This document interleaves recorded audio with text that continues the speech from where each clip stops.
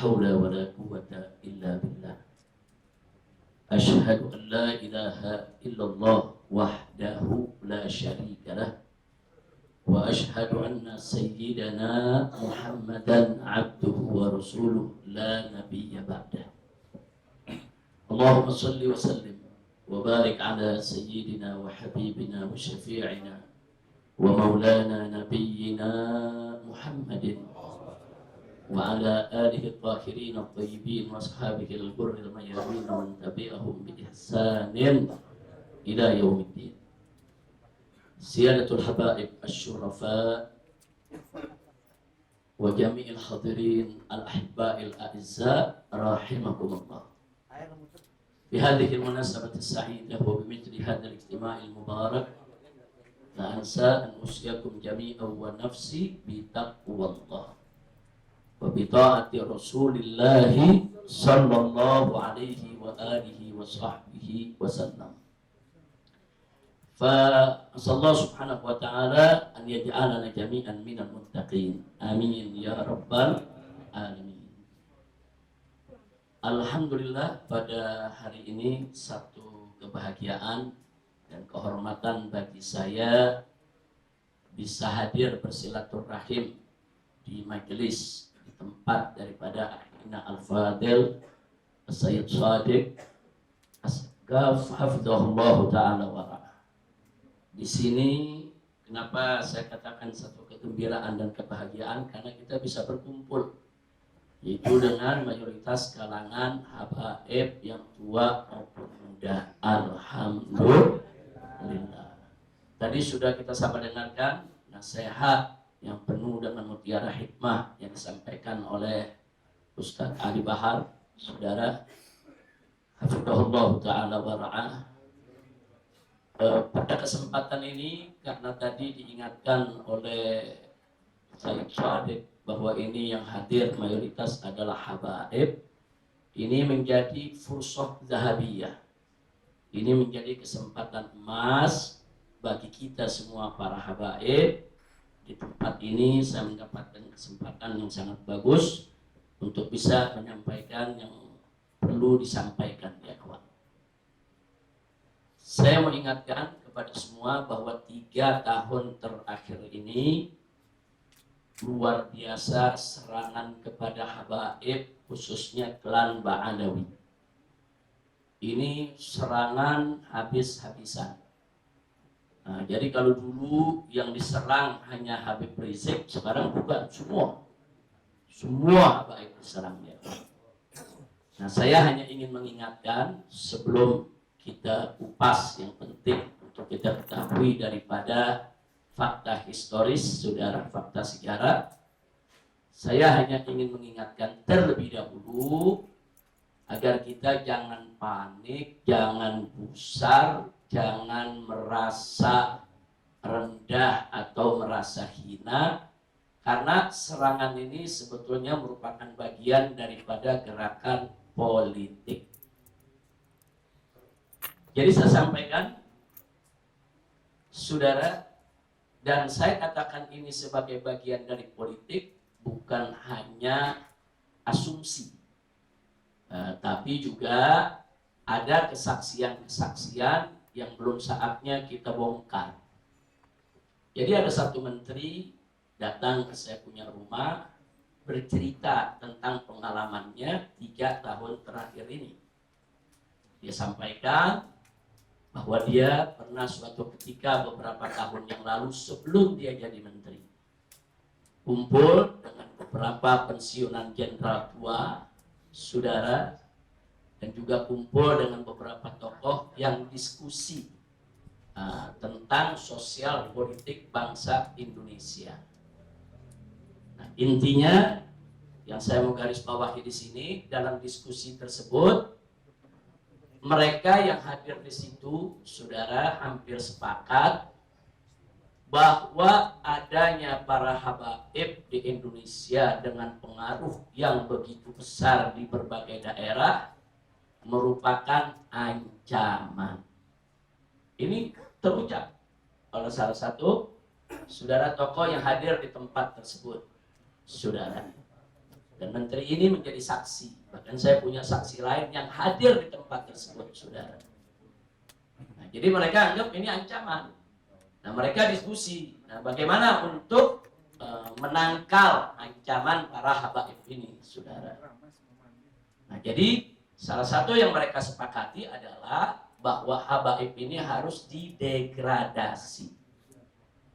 Nah, jadi bagaimana supaya mereka tidak punya pengaruh lagi di tengah masyarakat? Degradasi. Caranya, satu, tasykikun nasab. Bikin ragu di tengah umat tentang keabsahan nasab mereka. Kedua, kumpulkan semua kejadian-kejadian aib yang jelek yang dilakukan oleh oknum-oknum habaib. Kalau satu dua oknum, tapi mereka kumpulkan sebanyak-banyaknya supaya enggak lagi disebut oknum. Dan itu mereka kumpulkan.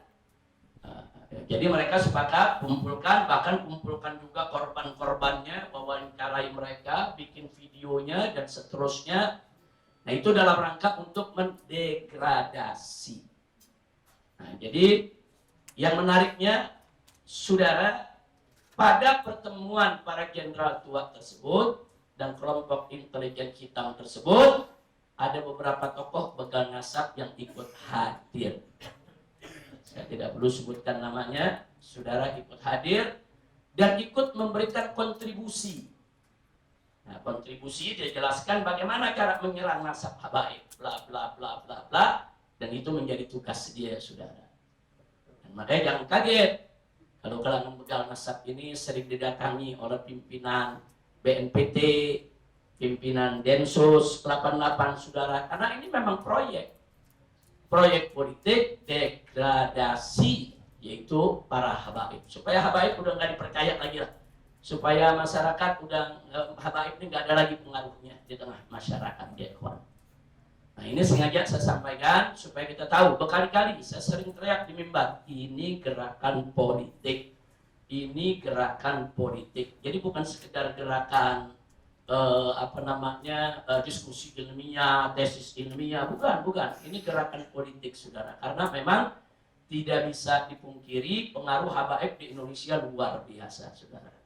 Dari Sabang sampai Merauke, saya keliling Indonesia, keluar masuk kampung, naik gunung, turun, saudara, ke lembah, di mana-mana banyak majelis-majelis habaib, saudara. Dari yang majelisnya kecil, yang pertengahan, sampai majelis yang besar, saudara, di mana-mana. Saudara, nggak ada satu pulau pun di Indonesia yang nggak ada majelis habibnya, saudara. Jadi pengaruh itu sebetulnya kalau ketika itu, saudara, 3 tahun yang lalu, kalau ketika itu rezimnya berpikir positif, tentu ini mestinya dirangkul, ini mestinya dimanfaatkan untuk kemajuan bangsa dan negara, tidak dianggap sebagai ancaman.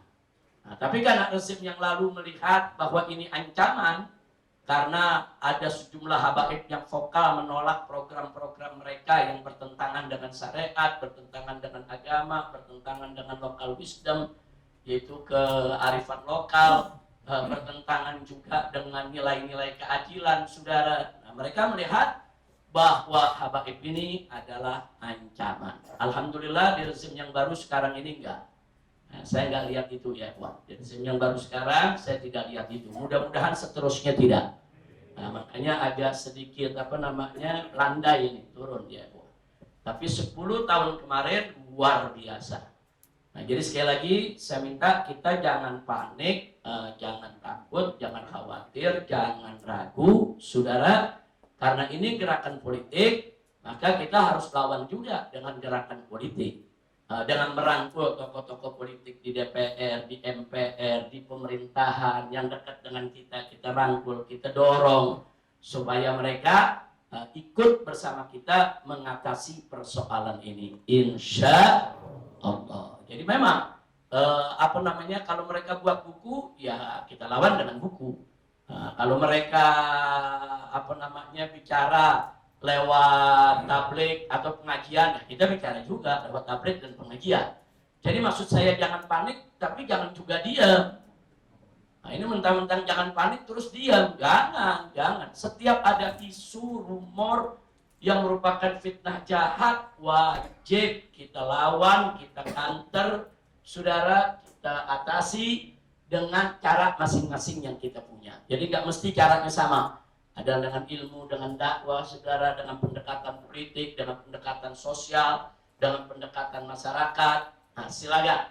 Yang penting semuanya, saudara, satu tujuan kita yaitu menjaga nama baik keluarga Nabi kita Muhammad Sallallahu Alaihi Wasallam. Baik, saya tidak melanjutkan itu, sekedar informasi, jangan panik. Nah, sekarang mari kita kaji historis ya, ikhwan. Kenapa sih para habaib nggak perlu panik dengan serangan tersebut? Karena serangan nasab ini sudah terjadi dari zaman Nabi alaihi salatu wassalam, bukan baru sekarang. Nabi alaihi salatu wassalam ketika itu, sebagaimana kita ketahui, tidak memiliki anak laki-laki, kecuali anak laki-laki itu meninggal ketika kecil. Nah, di tengah bangsa Arab, saudara, ada istilah abtar. Jadi kalau ada orang yang tidak punya keturunan dari anak laki-laki, mereka disebut abtar. Nah, sehingga orang-orang kafir Quraisy menjadikan itu celah untuk menghina Nabi, mengolok-olok Nabi alaihi salatu wassalam. Nah, mereka katakan Muhammad abtar, Muhammad abtar, Muhammad putus keturunannya, Muhammad nggak punya keturunan. Saudara. Nah, tentu Nabi alaihi salatu wassalam, beliau seorang rasul yang sempurna, yang mulia, tapi jangan lupa ada sisi basyariah, ada sisi kemanusiaan yang dimiliki oleh Nabi, walau bagaimanapun juga beliau ingin punya penerus ya. Nah, jadi sekali lagi di sini ada sedikit kesedihan Nabi alaihi salatu wassalam dengan hinaan-hinaan tadi. Tapi enggak membuat Nabi putus harapan, membuat Nabi down, membuat Nabi minder. Enggak, saudara. Nabi tetap sabar, tegar, gagah, tabah di dalam menghadapi segala bentuk teror maupun intimidasi. Nah, kemudian apa yang terjadi? Artinya apa? Nasab keturunan Nabi ini mulai diperkarakan dari zaman Nabi alaihi salatu wassalam, bukan zaman sekarang. Sudah, sampai akhirnya Allah turunkan surat Al-Kautsar. Inna a'tayna kal kautsar fasholli li rabbika wanhar. Kemudian ayat akhirnya inna syani'aka wal abtar, inna syani'aka wal abtar. Sesungguhnya mereka itu yang menghinamu ya Muhammad, yang mencacimu ya Muhammad, mereka yang abtar, bukan Nabi yang abtar. Jadi sababun nuzul daripada turunnya ayat tadi berkaitan dengan hinaan orang-orang kafir Quraisy berkenaan dengan keturunan saudara daripada nasab penerus Nabi kita Muhammad Sallallahu Alaihi Wasallam. Karena itu kalau kita buka tafsir Al-Kautsar itu ada 16 tafsir. Ada Al-Kautsar diartikan nama sungai di sorga, ada Al-Kautsar diartikan nama telaga, ada Al-Kautsar yang diartikan nikmat yang banyak, ada Al-Kautsar diartikan kemuliaan, kehormatan dan lain sebagainya. Tapi berapa belas pun itu pengertian daripada Al-Kautsar, karena hubungan sababun nuzulnya berkaitan dengan penghinaan terhadap Nabi, nggak ada ulama tafsir yang mengingkari bahwa Al-Kautsar itu di dalamnya termasuk keturunan yang banyak. Saudara, nggak ada ulama tafsir, nggak ada yang menolak itu. Hanya saja mereka tausiful makna. Nah, mereka meluaskan itu makna. Jadi bukan hanya keturunan yang banyak, tapi kedudukan yang tinggi, kedudukan yang mulia, nama sungai di sorga, dan seterusnya. Nah, setelah turunnya surat Al-Kautsar ini, baru saudara ada ikrar dari Nabi. Saudara, di mana beliau, salah satunya beliau mengatakan bahwa kullu bani Adam intasaba ila abi, saudara. Bahwa setiap keturunan Nabi Adam itu nasabnya adalah ke ayah mereka, kecuali kata Nabi alaihi salatu wassalam illa waladi Fatimah, kecuali kedua putra daripada Fatimah, fa ana abuhuma. Jadi Nabi yang mengatakan saya adalah ayah mereka.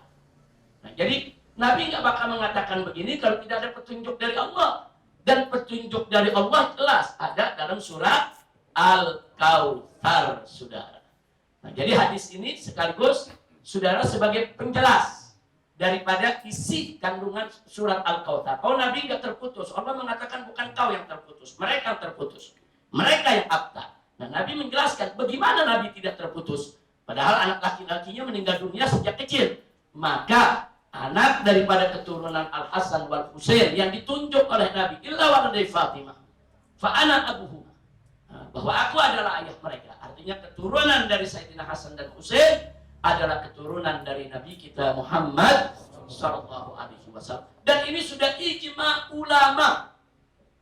Enggak ada ulama dari Ahlus Sunnah maupun di luar Ahlus Sunnah wal Jamaah, saudara, sepakat bahwa turunan Sayyidina Hasan dan Sayyidina Husain adalah turunan Nabi kita Sayyidina Muhammad sallallahu alaihi wasallam. Nah, jadi artinya serangan terhadap nasab keturunan dari Nabi sudah terjadi sejak zaman Nabi alaihi salatu wassalam, dan dijawab langsung oleh Allah Subhanahu wa taala dalam Al-Qur'an yang kemudian diperjelas oleh hadis-hadis Nabi kita Sayyiduna Muhammad sallallahu alaihi wasallam. Kemudian zaman berikutnya ada serangan kedua. Orang-orang yang gak suka dengan Ahlul Bait ini melakukan serangan berikut. Dia mau coba serang dari sisi Nabi, gak punya keturunan anak lagi, saudara.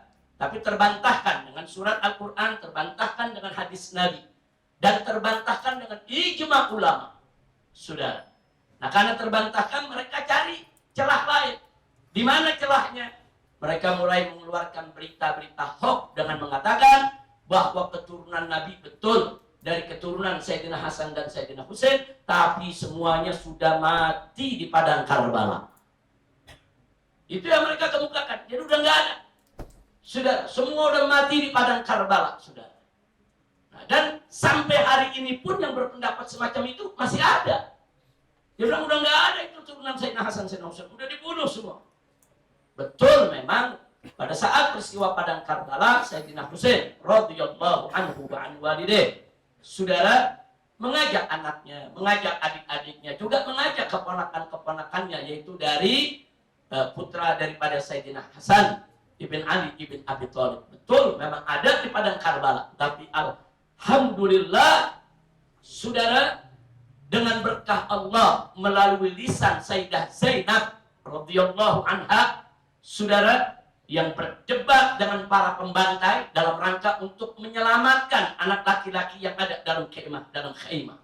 Di situ ada Imam Ali Zainal Abidin yang masih remaja, saudara, dalam kondisi sakit, tidak bisa bertempur, saudara. Begitu juga ada anak-anak Sayyidina Hasan di dalam khaimah. Sayyidah Zainab, saudara, yang maju ke depan dengan lisannya yang fasih, dengan ayat Quran, dengan hadis Nabi, dengan debat yang luar biasa untuk menjaga anak-anak ini agar tidak dibantai oleh mereka-mereka yang melakukan pembantaian terhadap Sayyidina Husain ibn Ali ibn Abi Thalib radhiyallahu ta'ala anhum, saudara. Dan ternyata perjuangan Sayyidah Zainab yang disebut sebagai Sri Kandi Karbala berhasil. Berhasil, saudara. Akhirnya Imam Ali Zainal Abidin selamat, tidak terbunuh.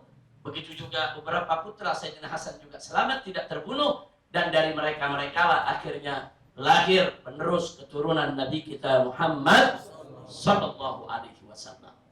Nah, artinya apa, saudara? Di sini serangan mereka terbantahkan dengan fakta sejarah. Karena kitab-kitab sejarah, apakah itu kitab Al-Bidayah wan Nihayah di Ibn Katsir, atau kitab Al-Kamil Ibn Al-Athir, saudara, atau sejarah yang dikarang oleh Ibn Khaldun, atau juga yang lainnya, saudara, memuat secara detail bagaimana kejadian di Karbala, bahkan memuat secara detail nama-nama yang gugur dan nama-nama yang selamat, saudara. Semua buku sejarah menyebutkan itu, sehingga tuduhan serangan mereka bahwa turunan Nabi sudah habis terbantahkan, saudara. Nah, jadi lagi-lagi kita lihat ada serangan dari dulu, bukan baru sekarang, saudara. Nah, kalau dari zaman Nabi udah ada, dari zaman sahabat udah ada, terus zaman kita sekarang yang jauhnya udah 14 mau masuk abad ke-15 ada. Jadi jangan kaget, saudara. Makanya di sini mental-mental kita nih mesti mencontoh mental-mental datu-datu kita. Mental Nabi, mental Sayyidina Ali, mental Sayyidina Hasan, mental Sayyidina Husain, saudara, supaya tidak gampang rapuh dengan serangan-serangan seperti itu. Baik, kita lanjutkan, saudara. Nah, kemudian nama Ali Zainal Abidin yang julukannya As-Sajjad di kota Madinah, semua ulama kenal, semua fuqaha kenal, semua orang-orang solihun kenal, saudara. Dan gak ada yang membantah kalau beliau adalah anak daripada Sayyidina Husain ibn Ali ibn Abi Thalib. Nah, jadi data fakta-fakta itu menggugurkan, saudara, tuduhan-tuduhan kalau keturunan Sayyidina Husain sudah selesai di padang Karbala. Kemudian dari Imam Ali Zainal Abidin, saudara, lahir Muhammadul Baqir. Semua ulama kenal nama Muhammadul Baqir. Siapa yang nggak kenal nama Muhammadul Baqir, saudara? Semua ulama Ahlus Sunnah mengakui. Nah, apalagi putranya Imam Ja'far Shadiq, sahabat Imam Abu Hanifah. Imam Abu Hanifah bersahabat dengan Imam Ja'far Shadiq, saudara. Nah, imam madhab yang 4, saudara, semua kenal dengan a'immah daripada Ahlul Bait tadi. Nggak ada satupun yang memungkiri kalau mereka adalah keturunan Nabi kita Muhammad Sallallahu Alaihi Wasallam. Nah, sampai akhirnya masuk ke zaman saudara Musa Al-Kadzim, saudara. Semua ulama, mau yang Ahlus Sunnah, apalagi yang Syiah, saudara, nggak ada yang nggak kenal dengan Imam Musa Al-Kadzim. Nah, di sini, saudara, mulai ada celah untuk serangan. Oh ya, Musa Al-Kadzim dikenal, dia adalah keturunan Nabi. Lalu siapa itu? Ali Quraidi. Mulailah mereka korek-korek Ali Quraidi dan mereka serang habis Ali Quraidi. Mereka katakan Ali Quraidi ini, saudara, bukan adiknya Musa Al-Kadzim, bukan anaknya Ja'far Shadiq. Ini tokoh fiktif, ini tokoh yang dikarang-karang oleh Habaib Yaman supaya Habaib Yaman itu garisnya bisa nyambung ke Rasulullah lewat Imam Ali Al-Quraidi, saudara. Mulai diserang lagi di Imam Ali Quraidi. Sudah lama serangan itu terjadi, saudara. Jadi Musa Al-Kadzim mereka nggak bisa serang karena namanya masyhur, muntasyir, saudara, di kutubus sirah. Nah, tapi Ali Quraidi mereka pikir, wah ini ada celah. Nah, maka itu mereka tuduhlah Imam Ali Quraidi sebagai tokoh fiktif. Tapi lagi-lagi, saudara, tuduhan mereka ini terbantahkan. Ternyata Imam Ali Quraidi merupakan salah satu perawi dari kitab Sunan.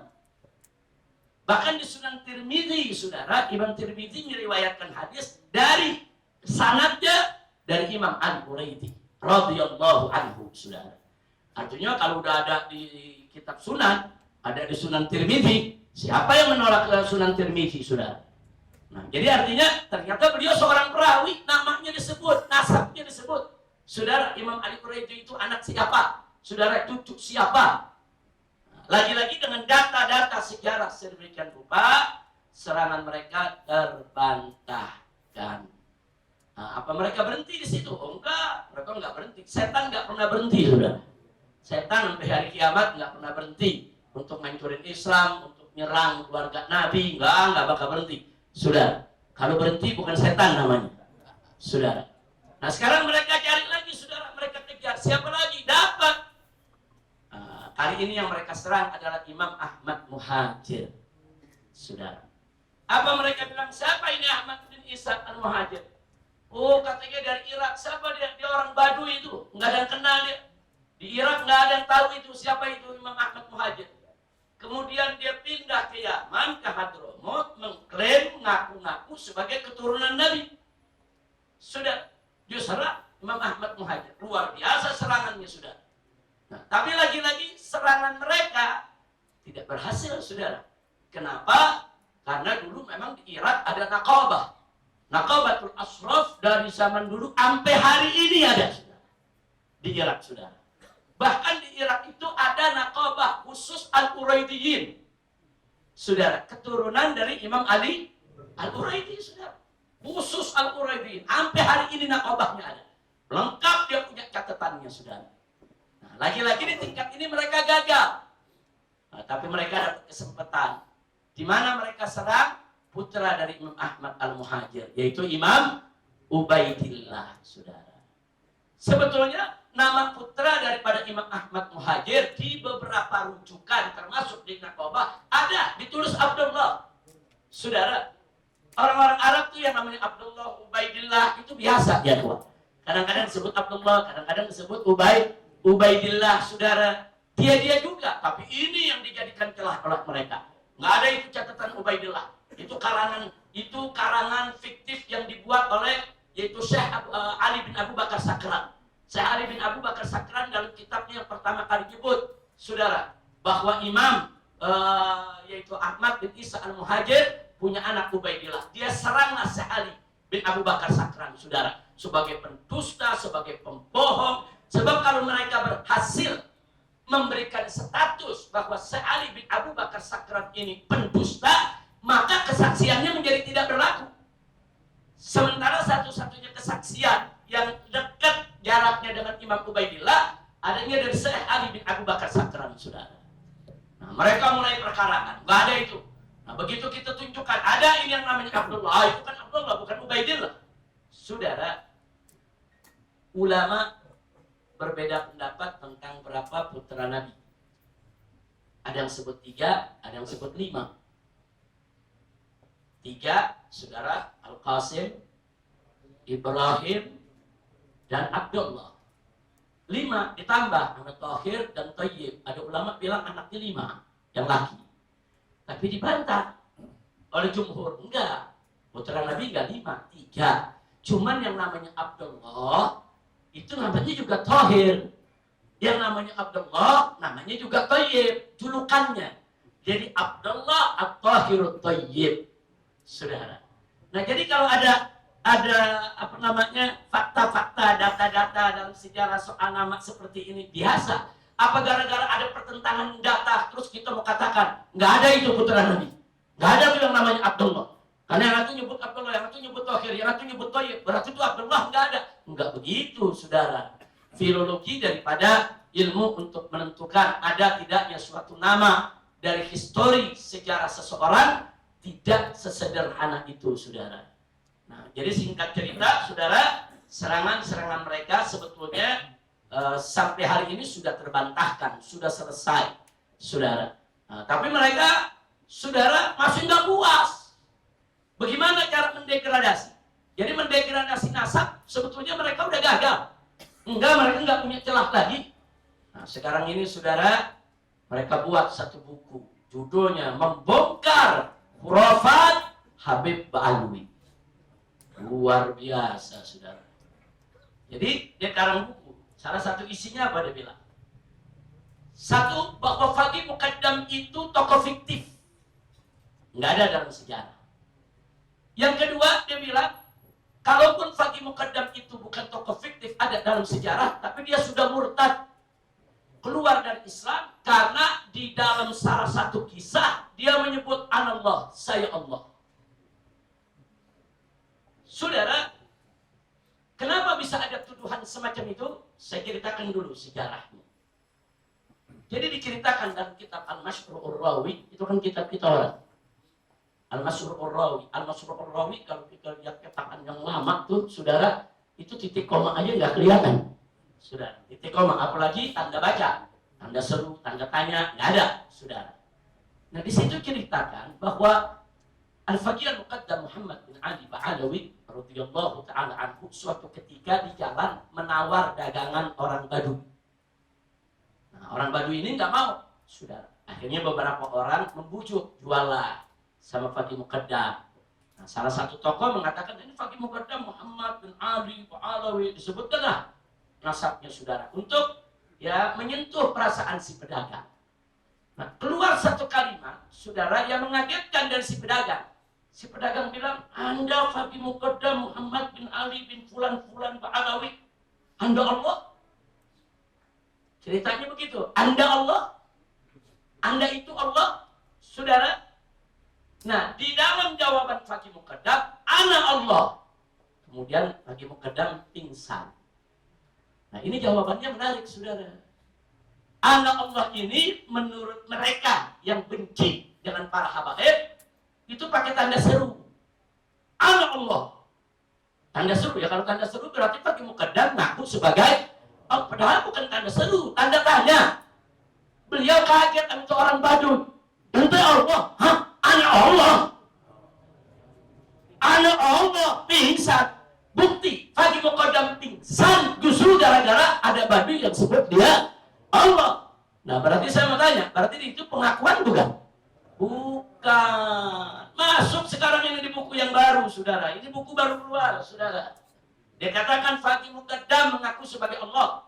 Padahal peristiwa tersebut, saudara, sudah dijawab oleh guru kami tercinta Syekhul Walid Al-Habib Abu Bakar Al-Mashkur Al-Adeni. Habib Abu Bakar udah jawab, enggak, di situ bukan ikrar, tapi di situ istifham. Saudara, di situ bukan tanda seru, tapi di situ tanda tanya dan seru sekalian. Kaget tanyanya. Hah, anak Allah. Nah, kalau orang Betawi begitu tuh, anak Allah, gila loh. Pingsan, saudara. Nah, karena beliau begitu taat kepada Allah. Nah, saya mau tanya, kira-kira jelas ya? Jadi kalau ada yang cucu pakai tanda seru kan gila itu orang, saudara. Nah, jadi ini buku sudah mulai beredar, mereka edarkan kemana-mana, saudara. Nah, untuk apa? Untuk mendegradasi kalangan habaib. Enggak, kami enggak bakal diam. Siapapun yang menista daripada datu-datu kita akan jawab satu-satu, saudara. Kita akan terangkan. Nah, kita tunggu situasi yang bagus, momen yang bagus. Karena kadang-kadang sesuatu yang bagus kalau disampaikan pada momen yang tidak bagus jadi nggak bagus. Nah, jadi situasinya juga mesti bagus, momennya bagus, disampaikan yang bagus, sehingga bisa membuka insya Allah mata semua umat. Amin ya rabbal alamin. Nah, kembali kepada apa yang kita sampaikan tadi. Jadi mereka nggak bakal berhenti, akan terus menyerang. Karena itu saya ingin menghimbau kepada semua habaib, siapapun Anda, habaib yang di atas, yang di bawah, tolong hati-hati kita dalam bersikap. Hari ini sedikit aja kesalahan yang dilakukan oleh habaib, itu akan langsung mereka goreng, mereka garap untuk menyerang habis-habisan para habaib, saudara. Nah, jadi saya minta dari yang tua sampai yang muda, saudara. Apa-apa yang selama ini mereka serang kita, ada oknum-oknum yang berlaku tidak baik, ya kita ikut memperbaiki, saudara. Kita ikut memperbaiki. Jangan juga kita biarkan kalau ada saudara-saudara kita dari kalangan habaib yang melakukan hal yang tidak baik. Jangan. Saudara, sebelum orang lain tegur, kita yang tegur. Sebelum orang lain yang memperbaiki, kita yang wajib untuk memperbaikinya. Nah, jadi sekali lagi, kita ambil hikmahnya Arya. Kalau ada yang tanya, apa sih hikmahnya ini serangan begal nasab? Oh, banyak hikmahnya. Apa hikmahnya dari serangan begal nasab ini? Hikmahnya satu, saudara, yang tadinya nggak tahu ilmu nasab jadi tahu. Yang tadinya nggak mau belajar jadi belajar, saudara. Yang tadinya nggak mau baca ke buku nasab, akhirnya jadi baca, saudara. Oh, luar biasa. Jadi ada al-hadsu al-qiraah, yaitu kutubus sirah, kutubut tarikh, kutubun nasab. Alhamdulillah, itu satu. Yang kedua, saudara, menjadi terbuka. Allah bukain buat kita, saudara. Sehingga dalam peristiwa itu kelihatan mana yang betul-betul muhibbin terhadap habaib, mana yang betul-betul bukhud, ikut memanfaatkan kondisi tersebut, atau mana yang selama ini pura-pura muhibbin. Nah, sekarang dari artinya Allah keluarin semua, saudara. Alhamdulillah. Kita membongkar hati orang-orang nifak nggak gampang, saudara. Nggak gampang. Ngebongkar gitu hati kita mau tahu ini mahabbah apa enggak, ini bukhud, nggak gampang, saudara. Tapi dengan peristiwa ini terbuka, saudara. Mana yang muhibbin, mana yang mubghidin, bahkan mana yang ragu-ragu dengan mahabbahnya, semua terbuka. Alhamdulillah. Dan yang ketiga, saudara, para habaib jadi lebih hati-hati lagi. Mereka oknum-oknum yang selama ini berbuat tidak baik, jadi ada cambuk, ada teguran. Jangan coba-coba kalian ulangi itu perbuatan. Ayo sama-sama kita perbaiki diri. Itu kan hikmah, ya.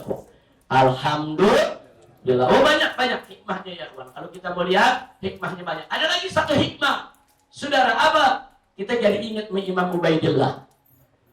Nah, selama ini kalau kita tahlil, kita apa? Kayaknya Imam Ubaidillah jarang disebut, saudara. Yang disebut Ahmad bin Isa Al-Muhajir, yang disebut Faqih Muqaddam, saudara. Nah, ya jangan-jangan kita lagi dijewer nih, saudara.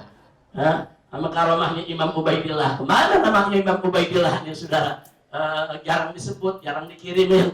Nah, kalau sekarang di mana-mana kita ngelihat, alhamdulillah, saudara, harus sebut itu nama, saudara. Untuk isbat bahwa ar-rajul bukan fiktif. Betul-betul rajul sabit, maujud, ada, saudara. Insya Allah. Dan begitu juga yang ziarah ke Tarim juga jarang-jarang yang ziarah ke Imam Ubaidillah. Kemana-mana ya dia ziarah. Imam Ubaidillah ditinggal. Nah, ini jadi teguran buat kita semua. Nah, jangan dilupakan Imam Ubaidillah, saudara. Dan jangan ragu-ragu juga. Kalau besok ada yang punya anak namain Abdullah atau Ubaidillah untuk anak keturunan kita. Saya kemarin ini selama setahun banyak orang nih jamaah kita nih, saudara murid-murid kita di pengajian minta nama. Habib kasih nama, kalau anak laki langsung kita kasih nama Ubaidillah. Jadi jangan kaget kalau besok yang nama Ubaidillah banyak ya. Alhamdulillah. Dan itu termasuk bagian daripada bentuk perlawanan secara sosial ke masyarakat. Sekarang itu nama itu bukan nama fiktif, nama orang mulia. Nah itu yang kita mau sampaikan. Jadi sekali lagi yuk, jadikan fitnah tersebut dan fitnah bekal nasab ini sebagai pelajaran buat kita. Mudah-mudahan ke depan tidak berulang. Tapi saya minta semua tetap pasang mata, buka telinga, saudara. Karena gerakan politik ini belum selesai, saudara. Tangan-tangan mereka-mereka yang berkuasa 10 tahun masih ada di jajaran atas. Jadi setiap saat mereka bisa membongkar lagi, saudara, yang lebih gila lagi untuk memfitnah kalangan habaib. Nah itu saja. Dan yang terakhir, saya mengingatkan semua saudara bahwa yang mulia di tengah masyarakat ini saudara bukan habaib saja, para ulama juga mulia saudara. Al ulama warasatul anbiya. Ulama itu saudara itu pewaris para nabi, itu kiai-kiai ajangan-ajangan yang pada punya ilmu yang berakhlak mulia saudara. Jangan main-main, warasatul anbiya. Dan gak main-main, Allah yang puji ulama dalam Al-Quranul Karim. Innama yakhshallaha min ibadihil ulama. Sesungguhnya hamba yang takut kepada Allah adalah dari kalangan ulama. Gak sampai situ. Di ayat lain menyatakan yarfa'illahu alladhina amanu minkum walladhina utul ilma darajat. Allah tinggikan derajat ulama, saudara. Nah, jadi ulama ini, saudara, juga punya kedudukan mulia. Nah karena itu saya minta kepada para habaib wajib kita muliakan mereka yang dimuliakan Allah. Ahlul Bait dimuliakan Allah, kita muliakan. Ulama dimuliakan Allah, wajib kita muliakan. Jadi jangan ada lagi itu saudara, maaf, jangan ada lagi di kalangan anak-anak muda kita saudara, umur masih muda, masih belasan tahun atau mungkin 20-an tahun. Tapi kalau ketemu kiai-kiai saudara yang besar dari kalangan mereka, cium tangan aja malu, takut. Innalillahi wa inna ilaihi raji'un. Saya ketemu kiai-kiai dari dulu, saudara. Sudah 40 tahun saya kerjakan. Pokoknya ketemu kiai, jangankan yang lebih tua. Yang seumur, saya cium tangannya. Oh iya, dulu saya diprotes. Habib Rizik, kenapa cium tangan? Kenapa tuh Habib Rizik nunduk-nunduk begitu? Saudara, itu bagian daripada pembauran kita, pergaulan kita, untuk menghidupkan rasa saling cinta di antara kita. Insya Allah. Nah, saya kasih contoh. Saya ceramah di satu daerah, saudara. Saya kasih contoh pengalaman saya. Saya ceramah di satu daerah, saya lupa. Mungkin karena terburu-buru ini menguber, kadang-kadang kan satu hari ada 2-3 jadwal nih dari sini melompat ke jadwal sana, saudara.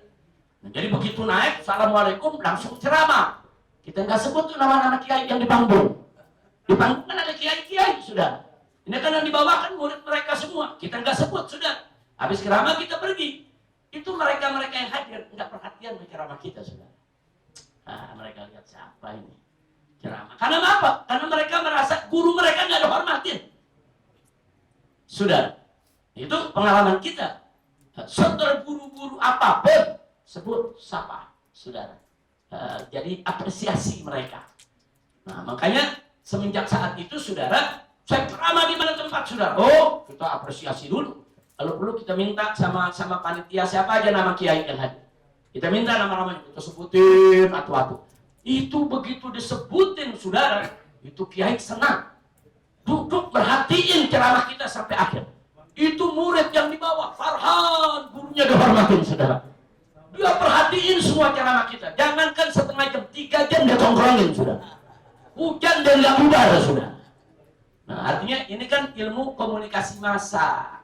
Tolong jangan lupa penghargaan seperti itu, saudara. Insya Allah, saudara. Jadi ini habaib ini udah dimuliakan Allah, udah gak usah dipamerin lagi. Udah Allah udah muliain kita, asal kita mau bertakwa kepada Allah. Kalau kita mau bertakwa kepada Allah, Allah muliakan kita. Nggak perlu dipamerin, saudara. Tapi kita juga perlu, saudara, untuk memuliakan mereka-mereka yang dimuliakan Allah, saudara. Yang dimuliakan Allah bukan habaib saja, bukan ahlul bait saja. Para aulia, para ulama, para solihin, mereka semua dimuliakan Allah. Yuk kita muliakan mereka. Insya Allah. Nah itu saja yang bisa saya sampaikan. Maaf kalau yang apa saya sampaikan ini saudara mungkin terlalu sensitif ya. Nah, tapi karena ini mumpung yang 99,9% habaib, kapan lagi saudara? Udah gitu di rumah jenderalnya lagi. Ya bukan, ini kesempatan. Ini namanya kesempatan. Nah, tolong jangan tersinggung, jangan saudara. Saya nggak ada maksud menyinggung si A atau menyinggung si B. Demi Allah, saya tidak ada maksud untuk menyinggung siapapun, saudara. Bahkan saya mau ikut menasehati diri saya sendiri. Kita introspeksi, apa nih? Kenapa begini? Kenapa begini? Apa yang bisa kita ubah supaya hubungan antara ulama dengan habaib tetap baik dan bisa semakin baik. Insya Allah. Nah itu yang saya mau sampaikan, saudara. Baiklah, akhirnya sebagai penutup, tentu kita tahu ada satu buku yang diterbitkan oleh saya punya menantu Habib Hanif dan kawan-kawan. Habib Hanif tidak sendiri, yaitu tentang keabsahan nasab Ba'alwi, saudara. Ini buku luar biasa sambutan para kiai di pondok-pondok pesantren. Saya ke Sukabumi, saudara, ketemu di sana di An-Nizam, saudara. Nah, begitu ketemu kiainya sepuh apa dia bilang, Habib, alhamdulillah Habib. Saya ini udah pusing Habib. Habib dihina-hina, saya nangis tiap malam. Saya nggak bisa tidur, saya nggak nafsu makan. Tapi saya nggak ngerti ngejawabnya bagaimana. Karena seumur hidup saya nggak pernah belajar nasab. Nah kalau dia berdebat soal fikih, soal hukum, saya ladenin nasab, saya nggak ngerti. Saya nangis sampai saya ke Ka'bah, saya nangis di depan Ka'bah. Allah, ini bagaimana? Saya nggak peduli dengan serangan mereka. Mereka mau serang bagaimanapun, saya tetap yakin habaib itu turunan Nabi. Saudara. Nah, ini Kiai Abdullah Mukhtar, saudara, di An-Nizam. Tapi kita bingung, bagaimana jawabnya Habib? Tapi begitu ada buku Habib yang ditulis Habib Hanif dan kawan-kawan, senang kita Habib, sujud syukur kita. Itu buku menjadi pedoman dan kita wajibkan untuk dipelajari para kiai-kiai di Sukabumi semuanya. Jadi paling tidak buku ini saya punya modal buat jawab. Karena di setiap pengajian umat nanya, Kiai bagaimana ini nasab Pak Alwi? Kiai bagaimana nasab Pak Alwi? Kiai dengan bagaimana nasab Pak Alwi? Dengan adanya buku ini, saya punya pedoman untuk menjawab. Nah, maka itu kepada habaib yang pintar nulis, yang bisa membuat tulisan-tulisan buku, saudara, tulis, saudara, deketin. Dan habaib kan yang jadi ulama banyak, habaib yang pintar-pintar banyak. Saudara, mungkin dia nggak punya waktu untuk nulis, kita deketi, kita yang nulis ya Pak. Apa yang bisa kita sebarluaskan, sebarluaskan. Dan itu bukan hanya Sukabumi, saudara. Saya kelilingnya hampir di seluruh Pulau Jawa, kiai-kiai saudara. Yang kita datangi, bersyukur, berterima kasih, saudara, dengan adanya buku tersebut, saudara. Nah, kalau di Kalimantan, Sulawesi apa nggak laku itu, saudara. Nah, isu Baganasab nggak laku. Kalau di Sumatera cuma bagian selatan aja yang ribut, yang lain nggak ada yang laku ya kuat, aman semua. Malah mereka terheran-heran, saudara, tingkah laku yang ada di Pulau Jawa ini yang menyerang daripada nasab habaib. Nah itu saja yang saya sampaikan. Sekali lagi saya mohon maaf, tidak ada niat untuk menyinggung siapapun. Yuk kita bekerja sama, insya Allah. Dan Rabita Alawiyah kita lihat juga langkahnya sudah bagus, saudara, sudah membuka dialog, membuat jawaban-jawaban, ikut menyebarkan luas juga buku-buku jawaban. Nah kita mesti bersatu. Jadi jangan ribut lagi di antara kita, saudara, jangan. Ini kadang-kadang habaibnya masih ribut sih. Oh jangan, yang hitam, yang ini putih. Udah nggak ada urusan. Kita kalau soal beda madhab, saudara, kita dialog, kita diskusi bil ilmi wal adab, dengan ilmu dan adab, saudara. Jangan mencaci maki, yaitu di antara para habaib, saudara, di antara para sahabat. Kita beda pendapat biasa, saudara. Yang penting semua bisa punya dalil yang bisa dipertanggungjawabkan. Nah, akhirnya sebagai penutup saya mau tanya semua di sini, siap bersatu? Siap bersatu? Siap jaga nama baik Pak Alwi? Takbir. Sallu ala nabi. Itu saja yang saya sampaikan. Jazakumullah khairan jazaa. Ada yang bawa dia. Assalamualaikum warahmatullahi wabarakatuh.